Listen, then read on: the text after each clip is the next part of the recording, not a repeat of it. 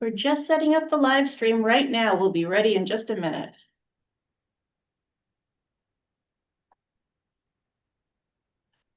Okay, Good. right, So now let's go ahead and X out of just that tab. right there. You can leave that page up, go back to Zoom. Go ahead and start. Oh, let's let these two people in. And anyone else who comes in, I'll let them in. Okay. And then you know how to share your screen. Do you know how to share your screen with this, Norton? Right there. Yes, yes. So once you have your PowerPoint up and you have it playing, you Ah, can hit share. okay. Yeah, I think I'll dive right in. All right. Okay, folks, just 1 second here.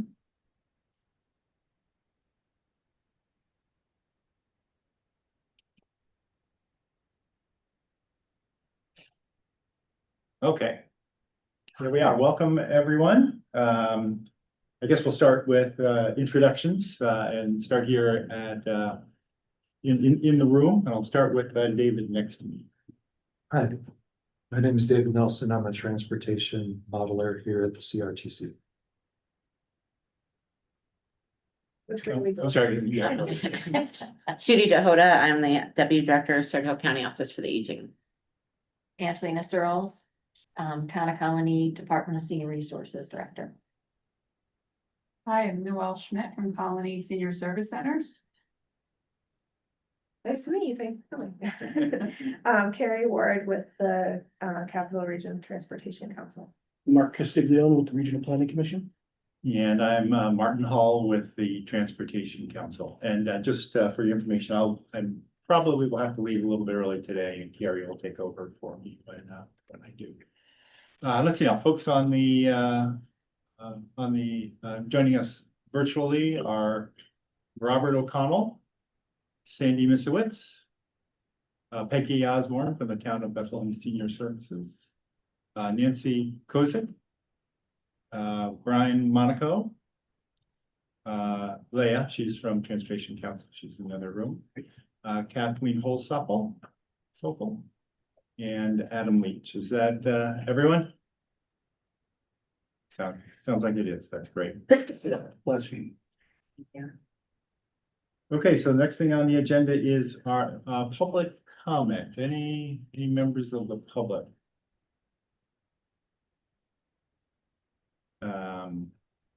Okay, in that case, we'll move on to discussing the Unified Planning Work Program here at the Transportation Council. Just give me a second here to set that up. Can folks joining virtually see the screen? Yes. Thank you. So one thing we wanted to talk about and let you all know a little bit more about is the Unified Planning Work Program, which most of you probably know we together year at the Transportation Council. And basically what it does is it spells out a plan for our work for the course of the year through federally funded transportation initiatives. This year, some of the highlights include beginning the implementation of InMotion, which is our Metropolitan Transportation Plan. That's our big picture plan through the year 2050. Kind of drives everything we do, provides goals and objectives and vision for our work over the course of that time. We also have the Capital Region Vision Zero Safety Action Plan, another very large plan that we've just recently completed and will now begin implementing. If anyone wants to know more about that, you can talk to Carrie. We're also going to hire consultants to prepare a number of smaller plans, including an Aiken Avenue area linkage study in the city of Rensselaer. That's just a little bit south of the train station, and will help people find a way across the railroad tracks that are there now, pedestrians and bicyclists find a way across the railroad tracks in order to access bus service and shopping and a few things along the line there. Second project that we're just starting this year is County Route 79 corridor study for the town of Stillwater, looking at land use and transportation in that corridor as it begins to develop over the course of the next few years. We're going to look at ADA self-analysis and transition plan for the Village of Scotia. This is a type of plan that we help municipalities out with to make sure that ADA applications to infrastructure are being implemented in an efficient and effective way. We have another big plan, another big piece of the study work that we're doing is regional household, is a regional household travel survey that we're working on. This is going to help our regional model dramatically. We haven't done this in many years, and we're going to look at all the different travel patterns there are in the region to make sure that our modeling is accurate by actually representing the real world out there. We have another project that we're just about to start, the Superload Corridors Plan. This is looking at very large freight loads in the region, particularly things coming out of former GE Works, now Verizon, no. GE Vernova. Vernova. A lot of heavy duty equipment, large equipment, heavy equipment that is used to build wind turbines. And they have to get to the Port of Albany from Schenectady, and doing that presents fairly substantial challenges. So we want to take a look at all the options there and come up with a plan that is again is efficient and effective and practical in terms of moving that equipment. We're going to begin planning for regional active transportation complete streets network, fairly self-explanatory there. And we are also planning on hosting a transportation and housing workshop to look at how the two work together and how we might improve the way they work together in order to give people more options. Their transportation and their housing, and also to try to find ways of trading the two off to make things more affordable for people. That's currently being planned along CDRPC and the Transportation Council. And we hope to do that in the next few months. It's a program from the FHWA that allows us to do that. We're also going to hold the Tools of the Trade workshop. You probably are familiar with that. We're going to do that again this year, probably in April or May. And we're going to talk a little bit more about that a little bit later in the agenda. Finally, we're going to continue our on-demand services, including data collection, technical assistance, modeling, things that we do to help local municipalities and other agencies in their data collection and other aspects of their transportation work. So that's kind of the UPWP in a nutshell. Everyone's welcome to comment on it. The comments continue through March 3rd. You see a phone number and email address there that you can reach us at if you have any interest, any comments, anything you'd like to add, or you can call me and I can provide the information for you so you can get to the right place to make your comments. So, excuse me, there we go. So there we go. First item on the agenda. Second here. I'm just learning Zoom. There we go. So the next thing I wanted to talk about was the Tools of the Trade workshop and our planning for it.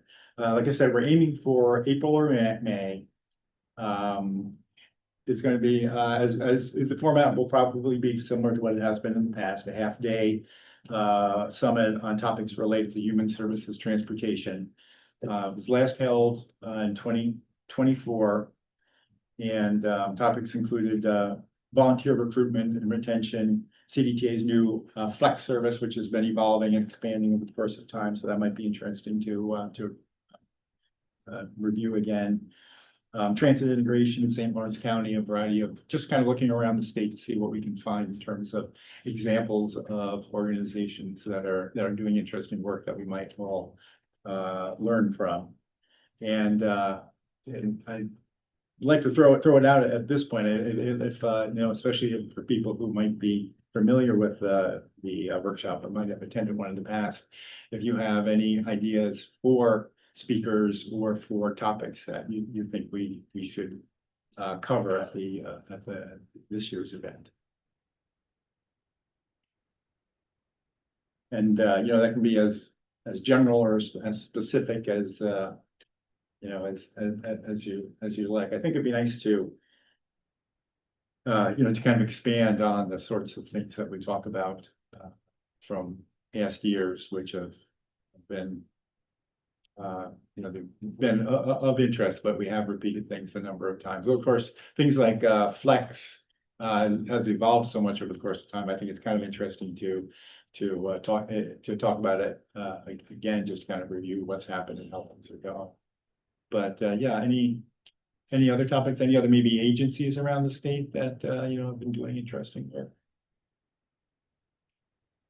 Well, I think the phenomenon of people aging in place and how we continue to provide services to them to allow them to live a high quality of life might be too big of a topic for half a day. But in our preliminary research on where, for example, where larger apartment buildings are being constructed, not only is there no coordination with transit, but only 1 out of 20 communities actually had a zoning district that would allow large apartment buildings. So they're all being done through either special use permit or plan unit development. And as part of that, and this could be, I could be brainstorming for a different event, which is the housing workshop that you mentioned before. But one of the biggest deficits in our region in terms of senior housing is that there's no like third option. There's only people who want to age in place, and then there are sort of assisted living facilities. There's not a lot of coverage for that middle area, people who want to downsize. This middle sort of? Yeah, that's probably more appropriate for the housing conference. But I did see a Waymo driving around. Yeah, Maybe autonomous vehicles too soon? I don't know. It's budget season. Oh, right, budget season, that's why. Still, it's a very hot topic now. Yeah, we thought it was hot topic 10 years ago, Yeah, but yeah, now they're actually on the street. right. I was in Austin recently and there were a lot of them running around. I didn't realize at the time, this was a year ago, that they had gotten that far. Mhm. Have them in Vegas.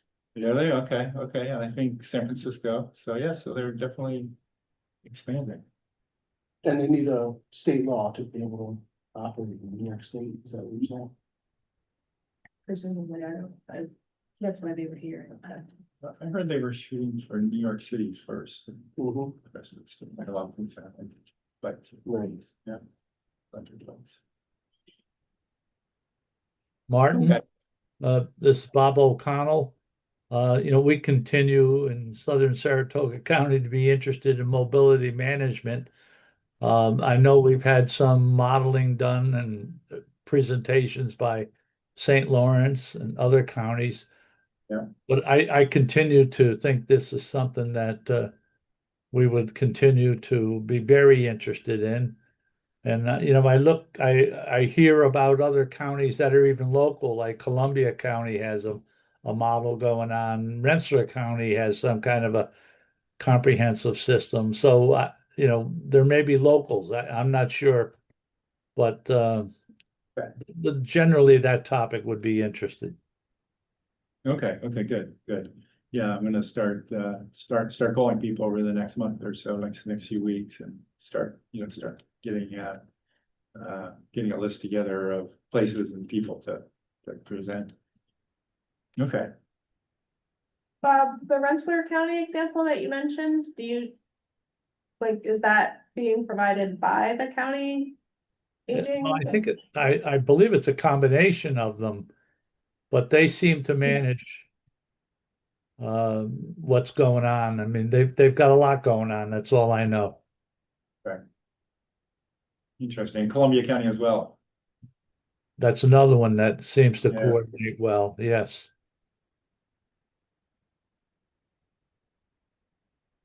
You. Oh, I just realized too that I didn't mean to cut anyone off who might have had something to say about the UPWP. I mean, you know, you're obviously welcome to contact us anytime. But if anyone has anything to point out right now, that'd be great. Well, I applaud your continued investment in CDRPC. Thank you. It's well worth it. Okay, then, I will move on to, item 5, if everyone is ready for that, yeah. Which was actually something on our agenda last time around, talking about, FTA section 5311 rural, grants rather, formula grants for rural, transportation. They're anticipated around June. This hasn't actually changed since last time, but since it seems to be an important program, I just wanted to remind everyone of that. Again, we'll find out, we'll hear once that process starts moving, and we'll let people know about that. And similarly, route or section 5310, enhanced mobility for seniors and individuals with disabilities, that process is moving forward. It's in the process of taking the applications that were received around the state and in this region, and evaluating them and selecting for agencies to receive those grants. So we're in that evaluation process. So I can't really talk about it in any more detail, but that is moving forward. We're hoping to finish up our part of the evaluation by the end of the month. Martin, is it possible for you just to give us an idea of what's the number that have been submitted in this region, for example? 8 were received. Okay. So, yeah. And yeah, like I said, then it'll be back in DOT's court and hearing from them sometime thereafter. Let's see, and then the last 2 bits I think are Perry's projects. 7, which is Albany County Pedestrian Infrastructure Transition Plan. And- Right, so I can provide just a verbal update on Yeah, that. sure, that's fine. That is a project we're looking at sidewalks along Albany County rights of way, Albany County roadways, so it's not all sidewalks in Albany County, it's sidewalks on Albany County roads, basically. And there are not all that many of them, so it's not gonna be as big of a kind of implementation time frame as the other ones that we've worked on in the region. So we've finished the data collection. The county is now reviewing kind of an initial draft of that with a very basic prioritization methodology, just kind of what's required, like focusing on the facilities that are otherwise covered under the ADA. So, you know, hospitals, schools, places of public accommodation, and then going down from that. And it does appear that a lot of the sidewalks that Albany County owns are actually in pretty good shape. There are a few nodes of locations where they have a few segments that are near each other that you know should be repaired in a shorter time frame. But I do anticipate that we'll have a draft of that out for public review within the next couple of months. Excellent, thank you. And then the next item is also yours. Sure. So this presentation is kind of a result of the Vision Zero Safety Action Plan that we did. So that was a regional planning effort looking at where crashes have happened in the region and coming up with prioritized locations for improvements.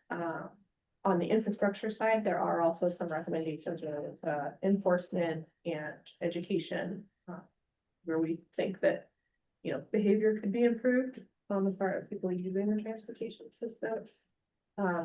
this presentation is about the crash data that we used in that plan, and the availability of it up on our website. So it is on our website now. Just in case something happened with the website, I made a presentation, so this is screenshots of what is on there, but you can go to the website now, to find these. So we can go next slide. Okay, so this is kind of like a slideshow. This is the first one. So when you first go there, this is what you will see. And then at the bottom, there's arrows that I didn't screenshot out. And so the blue rectangles are the different pages that you can go to. So we're gonna start, I think, with the filters page. You can go next one. Okay, so this is the web link for it on our website. If you go to programs, and there's safety and complete streets is one of our program areas, it's on that page. And the plan that we did considered the crashes that had happened between 2019 and 2023. So that's what is up right now. The idea is that we will refresh it, you know, going forward with slightly newer sets of 5-year data. And then it's filterable by these categories here. So if you didn't want to look at all 5 years for some reason, and you just wanted to look at one, you can do that. You can look at the weather that was reported when the crash happened, the characteristics of the roads, lighting. And then if I think one of the more common ones is just for your town or just for your village, you can pull just those out. Severity is fatal, whether there was an injury, and property damage only. Functional class is kind of like, how busy is the roadway? Kind of, is it local or like an interstate? And then the crash type description and collision type are different types of crashes. And if you're working with, if you're, Saratoga County and you just wanted to know about Saratoga County owned roadways, you can also filter by that. And then at the bottom, so some of these slides I had filtered down to Bethlehem, Colony, Gilderland, Knox, and Rensselaer for some reason.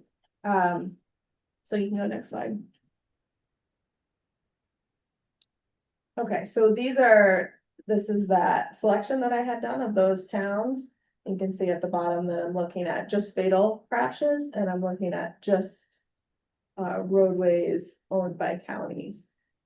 So it's giving us the dots, locations where there were fatal crashes on roadways owned by the counties. If you don't put any filters on, there's the whole thing is just dots, because it includes all the property damage only crashes that get reported. And then on the right here, you can more easily switch to your key here showing the different lighting conditions. So it'll, instead of, light blue and dark blue for collision type, it'll show that for the weather conditions. Or the light conditions. Next slide.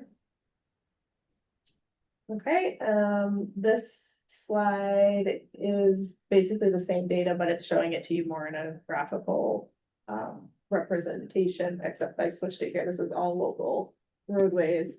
And just the fatal crashes. So next slide.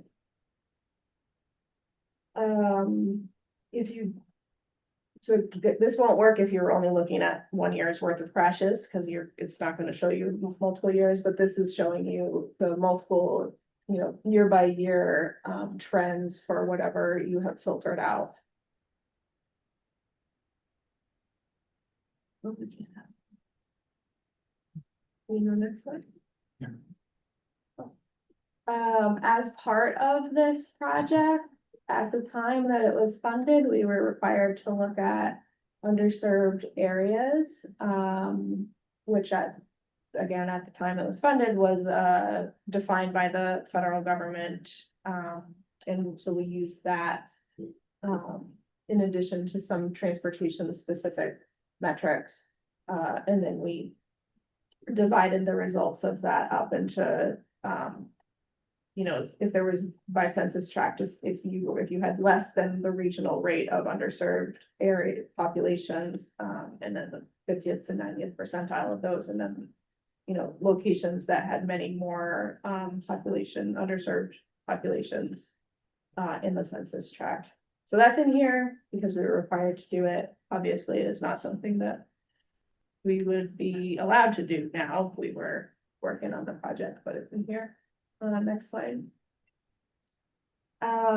And then the rest of these, I think, are the different emphasis areas. So these are emphasis areas that we have in our plan. They also are emphasis areas that the state has in their safety work. So we were, they are reflected in our local data, but we were trying to be consistent with the state's plan. And vulnerable road users, as defined here, as bicyclists, pedestrians, and road workers.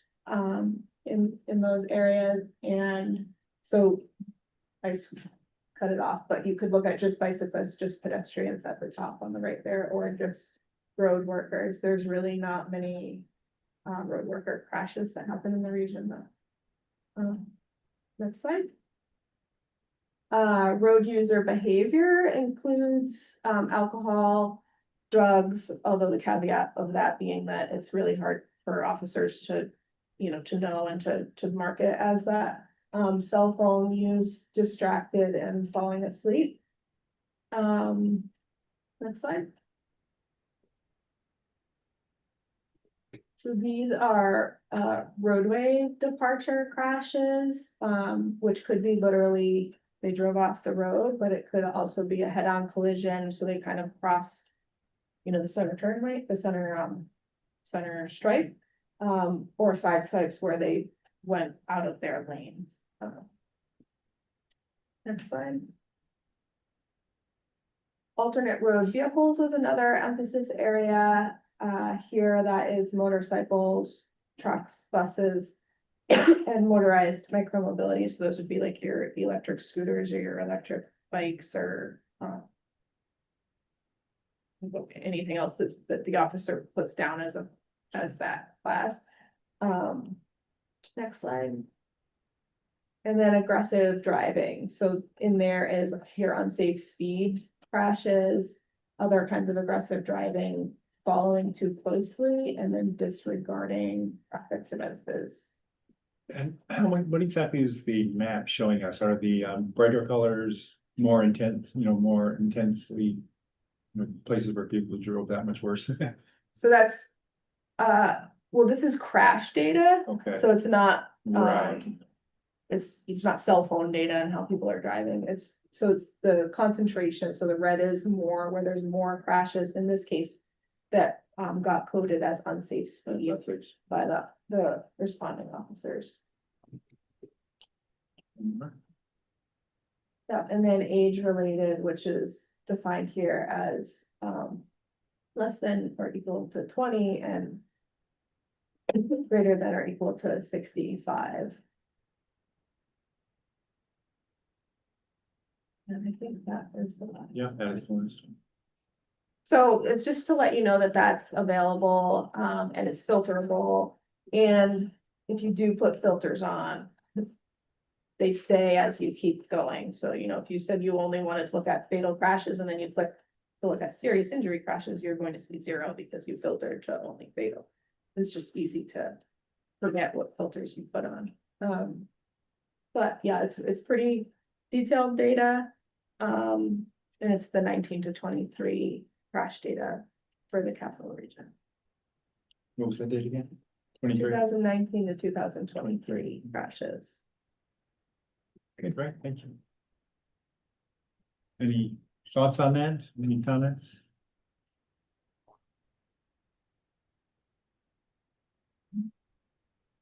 And then, let's see, the All right. last thing. Hey guys, Oh, this is Ross Dewberry from New York State DOT with the Public Transportation Bureau. How's everybody doing today? Good. how are you? Good. I just quick question. This is very timely going over this crash data. I've recently been contacted by David Harris. He's with AASHTO, the Council on Public Transportation Research. He's the chair. His name is David Harris. He's actually works for New Mexico. He is compiling safety data for his report for AASHTO. And I was curious if he had contacted you folks by any chance? Because you obviously seem to have a great deal of data and information that he would be very interested in having. He has, I haven't heard from him, but I can tell you that so we did this, for our 4 counties in the Uh-huh. capital, region, but there were a number of other MPOs around the state that were funded. This was an SS4A grant. Okay.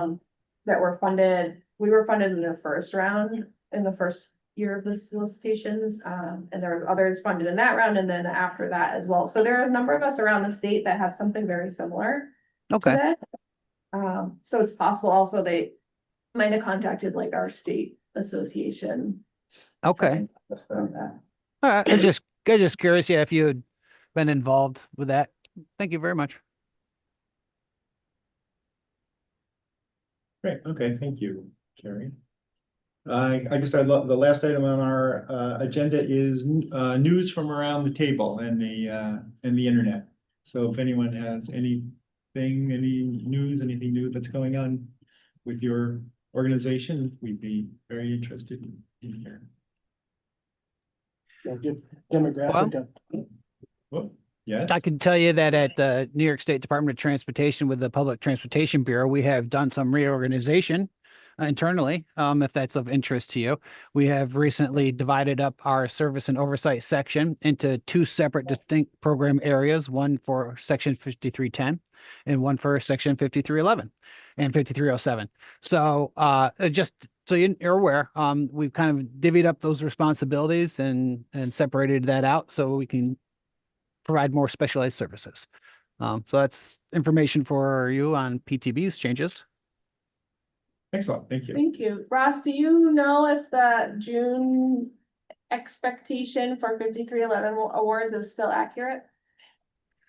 I haven't been told otherwise. Okay, great, thank you. Mhm.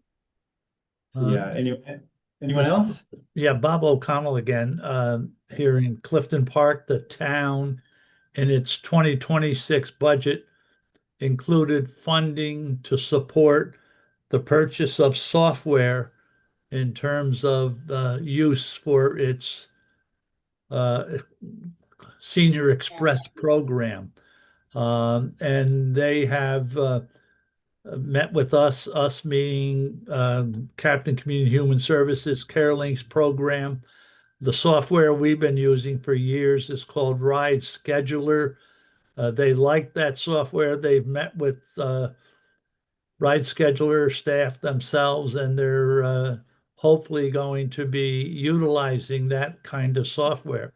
The fact that they're using the same software is positive in the sense that it may enable us to do some coordination that we couldn't do otherwise. So it's a positive step forward. Excellent, congratulations. That's great. Okay. Anyone else? I just have a question. What's the name of the software you're using? It's called Ride Scheduler. And Peggy, I can get you the contact information if you're interested.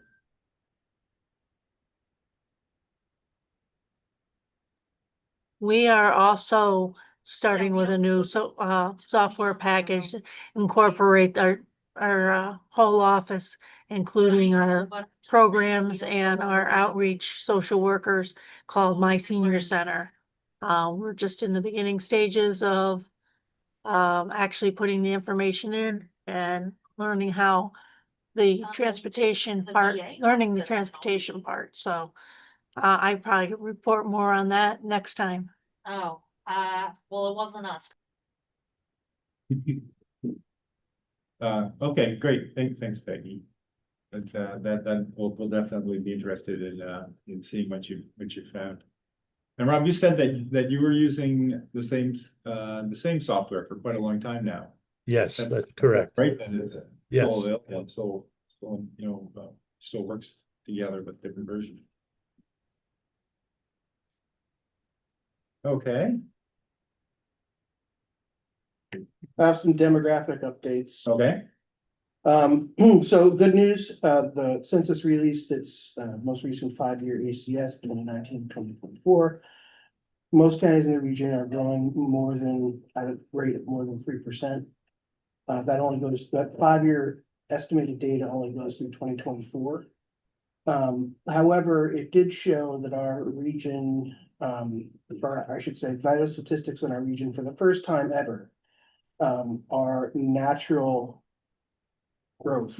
Yeah. That's the number of births over deaths is now negative. So there are more people dying than kids being born in our region. And that also goes for many areas around the country, but not as severe as our area here. Natural change nationally. Natural change naturally. National, Change. natural change nationally. Yeah. Is about 0.5%, Okay. or, you know, Positive. positive.